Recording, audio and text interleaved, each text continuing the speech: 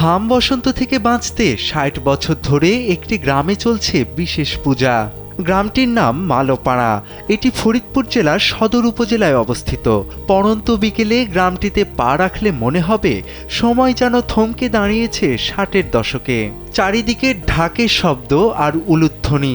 তবে এটি কোনো সাধারণ পূজা নয়, বরং হাম বসন্ত থেকে বাঁচার আকুতি আর লোকজ ঐতিহ্যের এক দারুণ মিশেল। গল্পের শুরুটা আজ থেকে প্রায় ৬০ বছর আগের। তখন বসন্ত আর হামের মতো সংক্রামক ব্যাধি ছিল এক বিভীষিকার নাম।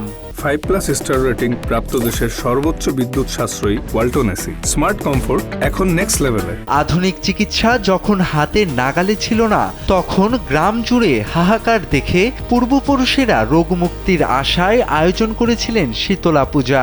সেই যে শুরু, আজও গ্রামবাসী সেই বিশ্বাসকে পরম মমতায় আঁকড়ে ধরে পালন করে আসছেন এই রীতি। পূজাকে কেন্দ্র করে মালোপাড়ায় নামে মানুষের ঢল। তবে উৎসবের আসল রং লাগে যখন গ্রামের ছোট বড় সবাই একে অপরের গায়ে কাদা মাখাতে শুরু করে।